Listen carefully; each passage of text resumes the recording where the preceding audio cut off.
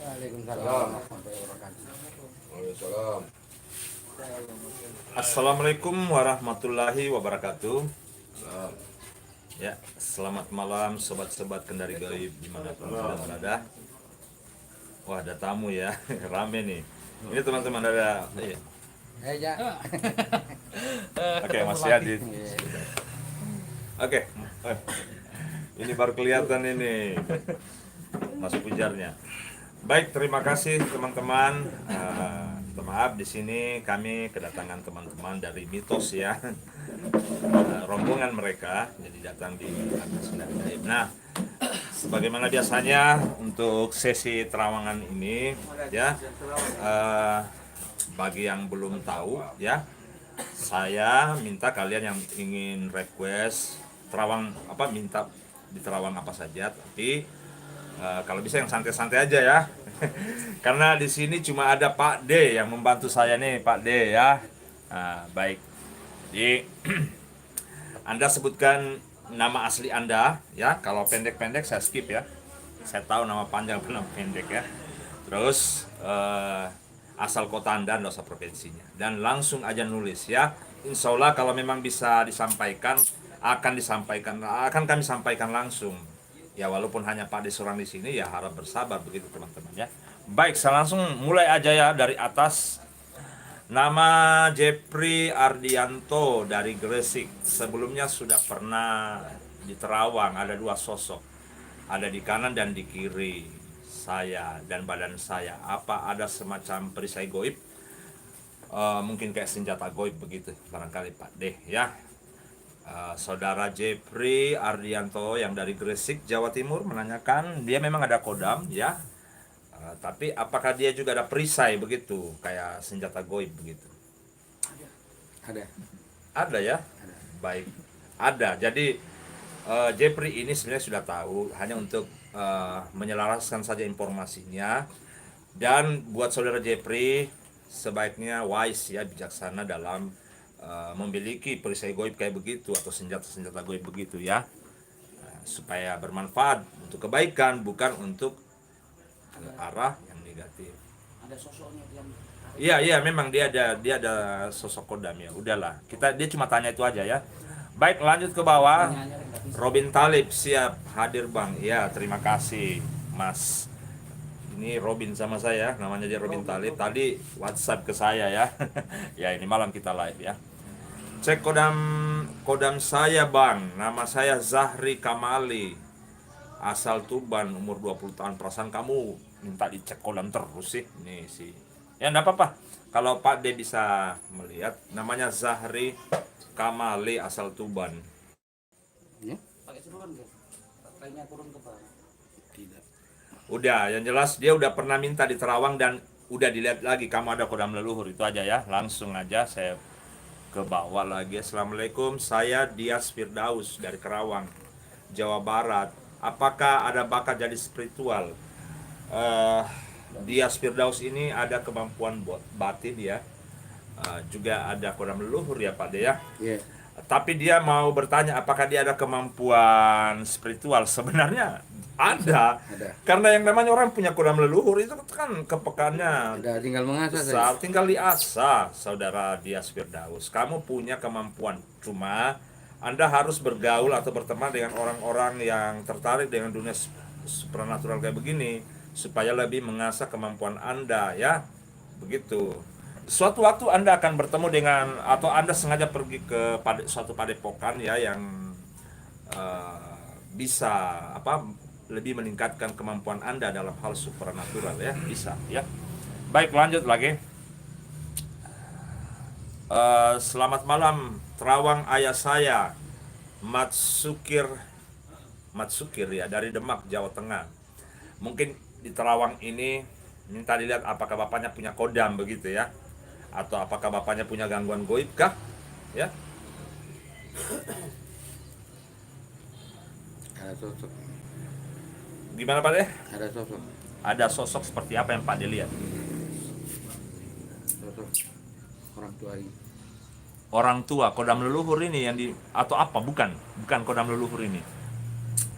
ada sosok apakah di barangnya? Apa maksudnya dia menyimpan benda pusaka begini bapaknya ini? Bukan di benda pusaka juga, cuma ngikut. Orang-orang Orang orang besar sekali di belakang. orang besar di belakangnya. Iya. Tapi bukan kodam leluhur Pak De ya. Yang jelas kodam itu juga ya. Ini bentuknya kodam kan? Nggak mengganggu dia kan? Enggak kan? Tidak, iya. Tinggi besar ya. Tinggi besar. Mas yang dari Demak yang menanyakan tentang Pak Mat Sukir ini, dia ada diikuti oleh sosok kodam ya, entah dia ini kodam yang jelas bukan kodam leluhur karena sosoknya besar kayak raksasa begitu ya. Berarti kodam keilmuan daripada bapak Anda ya. Baik, lanjut lagi ke bawah. Assalamualaikum Dikron ya, waalaikumsalam ya Dikron. Arya Wiraradia, Assalamualaikum Bang, apa saja fungsi kodam macan putih yang mendampingi saya? Bisa Pak D jelaskan atau saya saja atau Pak D aja deh. Itu kayak kodam putih yang mengikuti saudara Arya Wiraradia ini, macan putih kan kemarin Yang memang. macan putih. Iya. Apa fungsinya gitu ditanya? Fungsinya menjaga Dari hal-hal goib ya, kalau ada dari serangan goib, begitu ya. Dari serangan.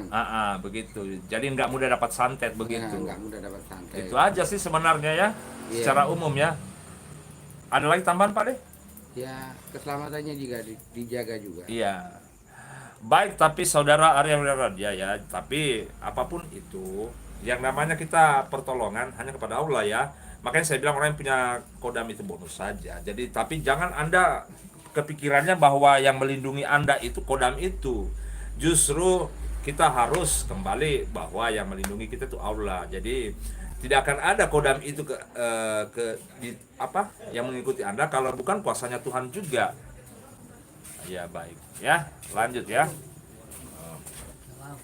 Om, saya mau tanya, kalau sukma dipanggil itu memang sukma orang yang dimaksud apa korinnya? Begini ya, saudara yang tanya. Sebenarnya masalah sukma dan korin ini selalu menjadi debatable ya, artinya hal yang masih didebatkan karena masalah kemampuan orang ya, ahli spiritual itu berbeda-beda. Karena begini, kita tidak perlu mengaku, biar orang lain yang mengakui. Kadang-kadang ada yang mengaku bahwa saya bisa tarik sukma, saya bisa tarik korin ya. It's okay, tapi bukan hal yang perlu dipersoalkan ya, apalagi untuk ngetes orang. Jadi begini, korin dan sukma itu jelas berbeda ya. Kalau korin itu kan di luar tubuh kita dan dia ada sudah sejak manusia itu lahir. Istilahnya itulah yang dibilang kodam pendamping sebenarnya ya. Setiap manusia punya kodam pendamping. Itulah korin ya sebenarnya yang mengetahui, merekam jejak apa yang Anda lakukan. Dia tahu banyak, begitu kayak fotokopi. Tapi sukma itu adalah jati diri kita, semangat kita ya. Dia ada di dalam jasad seseorang begitu. Nah, kalau seseorang itu meninggal, sukmanya biasanya yang tinggal di makamnya ya. Ruh kembali ke asalnya yang suci, arwahnya begitu. Tapi sukma atau kalau bahasa Kendari sih orang bilang sanggoleo, artinya semangat ya, jati diri. Dia tuh salah satu dari sedulur papat ya Pak De ya. Iya, begitu. Jadi kalau sukma itu lebih banyak tidak bohongnya. Tapi kami untuk kasus yang kemarin pada saat kami gabung dengan mitos itu, kami hanya memanggil korin, kita tidak manggil sukma gitu. Karena pertama kita belum terlalu mengetahui, memahami kasus itu seperti apa. Makanya kita tidak berani dulu panggil sukmanya. Karena sukma itu jarang bohong. Tapi kalau korin ya gitu aja. Makanya saya juga bertanya, ya santai-santai aja, dalam artian bertanya sekedarnya aja. Justru saya tidak ingin sebenarnya, tidak mau mengulik-ngulik masalah itu terlalu jauh. Karena saya ngulik-ngulik nanti dia menyebut-nyebut orang kah, sementara ini masih ditangani pihak kepolisian begitu. Jadi saya tidak mau terlibat jauh di situ sebagai host. Takutnya host yang jadi sasaran begitu serangan-serangan kayak kemarin kan. Padahal saya kan cuma bertanya-tanya gitu. Memang itu tugas saya ya. Gitu. Jadi beda. Mau ditarik korinnya orang atau sukmanya beda ya. Tapi insya Allah sih kalau Mr. Batman bisa menarik sukmanya seseorang begitu ya. Ada beberapa teman juga bisa. Kalau korin insya Allah semua juga bisa. Kalau yang sudah punya kemampuan spiritual, rata-rata umumnya sih bisa kalau memanggil korin ya. Korin itu dipanggil-panggil begini juga datang bisa. Artinya asal Anda punya ilmunya ya. Beda dengan sukma. Sukma itu Anda harus meraga sukma untuk tarik sukma seseorang itu untuk dibawa masuk ke mediator. Bukan kalau korin kan hanya gitu-gitu kayak angin-angin gitu dipanggil ya. Agak panjang ya untuk penjelasan ini karena kan saya yakin kalian sempat menonton video kami sebelumnya. Di sini ada ya hadir teman-teman saya dari mitos ya, itu Mas Yadi, ada Gus Is, sorry ya, saya lewati Gus Is. Di situ ada Mas Yadi, ada Mas Pujar, di situ ada Mr. Aten yang tutup-tutup mukanya.